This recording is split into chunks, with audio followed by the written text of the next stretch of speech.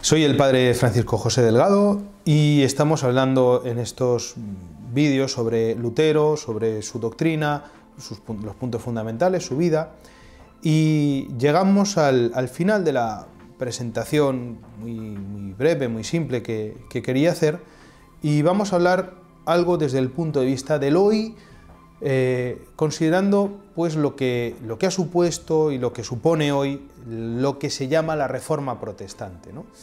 No me interesa tanto hablar de Lutero en sí, ¿no? ¿Qué habrá pasado con Lutero? Pues no lo sabemos, ¿no? Ha habido santos que lo han puesto en el infierno, por ejemplo. Bueno, pues esto es algo que no se puede saber. El juicio de Dios, pues ya nos enteraremos cuando nos tengamos que enterar, pero sí que hay cosas que podemos ver, ¿no?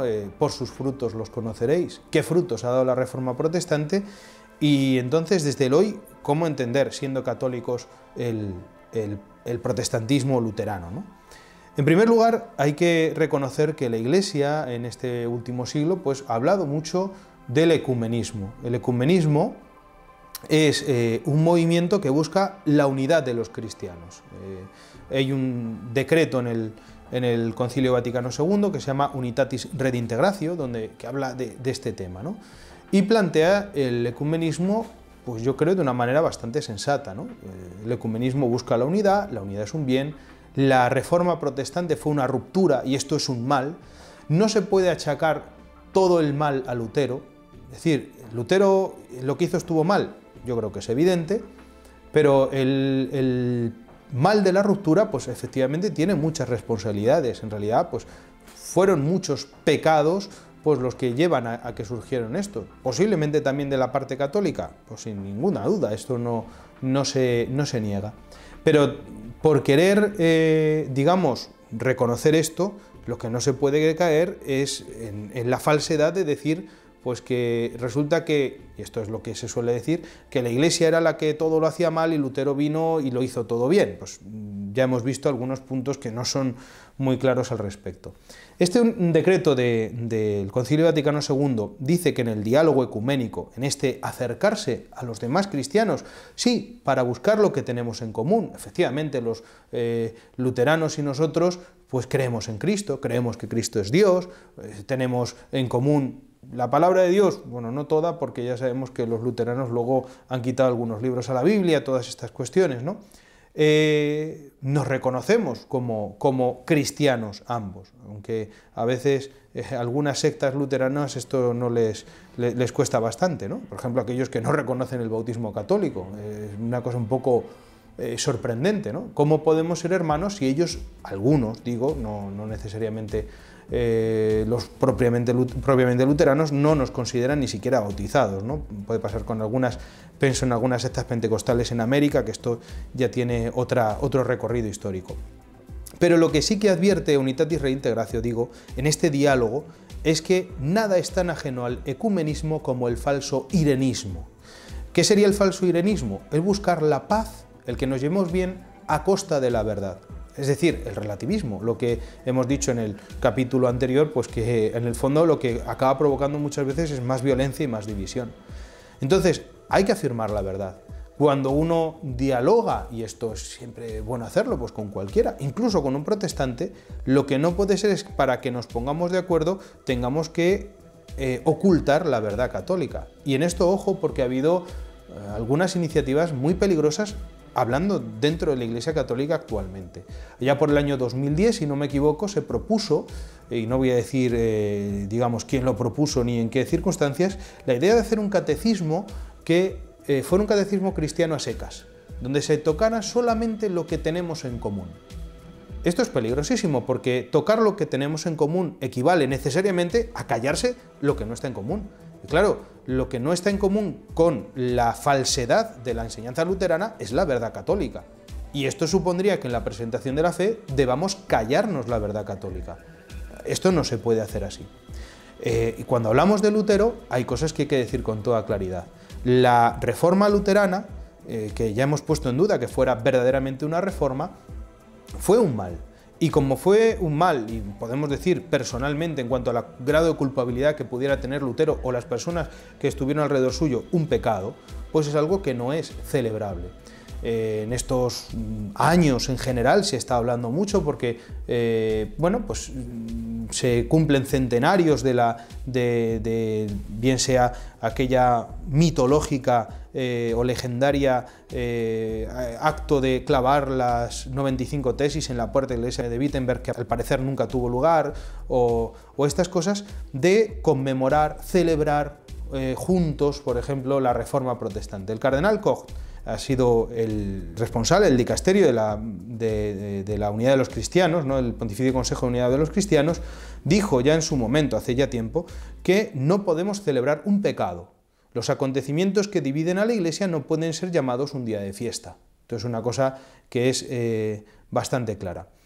Porque lo que hizo Lutero, pues estuvo mal. Lutero en ningún momento pretendió, vamos a decir así, hacer una reforma moral de la Iglesia. Esto lo niega él directamente. Volvemos a decir, sería algo como aquello de la razón que a Lutero le ofendería profundamente. Lutero dice, más bien, que no podemos caer en el error que tuvieron otros de los que he comentado, que eran algunos de sus antecedentes. Por ejemplo, dice, hay que distinguir bien entre la doctrina y la vida. Nosotros vivimos mal, dice Lutero, como mal viven los papistas. En esto, pues, posiblemente tuviera razón. No luchamos contra los papistas a causa de la vida, sino de la doctrina. Hus y Wycliffe, que él reconocía perfectamente como antecedentes suyos, no se dieron cuenta de esto y solo atacaron la conducta de los papistas. Personalmente no digo nada particular sobre su forma de vivir, sino sobre su doctrina. Mi quehacer, mi combate se centra en saber si los contrincantes transmiten la doctrina verdadera. Los demás han fustigado solo la conducta. Pero cuando se ataca la doctrina es cuando se agarra al ganso por el pescuezo. Esta expresión que tiene Lutero. Todo radica en la palabra. En esa palabra que el Papa nos ha robado, falseado y embadurnado para transmitirla desfigurada a la Iglesia. La cuestión es clara. Algunos han querido decir que cuando Lutero en su tiempo de estudiante fue a Roma quedó escandalizado por la vida que había en la corte papal. Otros dicen que posiblemente realmente no vio nada porque estuvo poco tiempo y es raro que a él, que era un pobre fraile agustino, pues le dejaran ver nada de lo que sucedía en la corte papal, igual que hoy mismo tampoco es fácil ver lo que sucede en la corte papal. Estos son posiblemente unas narraciones posteriores que se han hecho para justificar lo que en el fondo era. Lutero no luchaba contra la vida moral, le daba igual que hubiera estos pecados u otros. Lutero va a defender que hay que pecar con fuerza. Entonces, ¿qué más le da que hubiera pecados o no en la Iglesia? Lo que Lutero era en contra de una doctrina que no cuadraba con sus principios filosóficos, teológicos que ya hemos comentado anteriormente. Dice Lutero ya posteriormente a la ruptura con Roma: no admito que mi doctrina pueda ser juzgada por nadie, ni siquiera por los ángeles. Quien no reciba mi doctrina no puede llegar a salvarse. Vemos que la personalidad de Lutero es bastante exaltada en este tema. Y es que no se puede entender la doctrina de Lutero sin el yo de Lutero. Lo hemos dicho al inicio. Juzgar el luteranismo es en el fondo juzgar a Lutero. Hablar del luteranismo es hablar de Lutero, porque todo se resume en él. Famoso teólogo católico, Meller, escribió: el yo de Lutero era, según él, el centro en torno al cual debía gravitar la humanidad entera. Se convirtió a sí mismo en el hombre universal en quien todos debían encontrar su modelo. Abreviando, se colocó en lugar de Jesucristo. Es una cosa que claro, contrasta mucho con la idea que se suele presentar de una persona humilde, buscador de libertad, siempre perseguido. Yo pienso, leyendo, no he leído todo de Lutero, pero leyendo algunas de las cosas, que Lutero se vería profundamente ofendido por un retrato suyo de esa manera. Lutero más bien se presenta como una persona fuerte, violenta, defensor de una causa que es la causa de una verdad que él cree como algo que es irrenunciable, y por lo tanto le lleva a enfrentarse con el Papa en un gesto de afirmarse él y de arrastrar a muchos otros detrás de él. ¿Cuál es el problema? Que hoy día se ha planteado que Lutero pues fuera, incluso digo dentro de la Iglesia Católica, lo que digan otros a lo mejor no nos interesa tanto, que Lutero pues hubiera hecho un bien.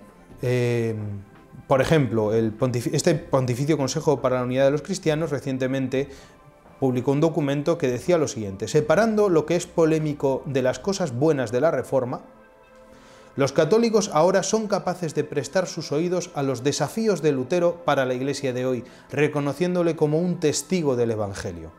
Es evidente que a cualquier persona de bien pues le resulta profundamente ofensivo que se diga algo semejante.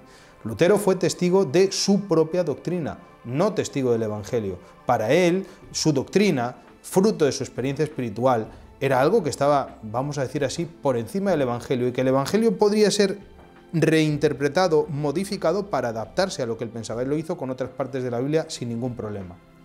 Claro, alguno podría decir, bueno, pero sí, como contrapartida a la reforma luterana, la Iglesia, por ejemplo, la Iglesia católica, pues hizo el Concilio de Trento, que es un bien. ¿No puede decirse que haya bienes que hayan surgido de la reforma luterana? Pues es curioso que Santo Tomás, bastante antes de que sucediera todo esto, ya se lo planteaba. Una oposición que él, cuando trata de la herejía en la Suma Teológica, se pregunta si se debe tolerar a los herejes, nunca respetar, nunca aprobar, sino, bueno, tolerar por lo menos.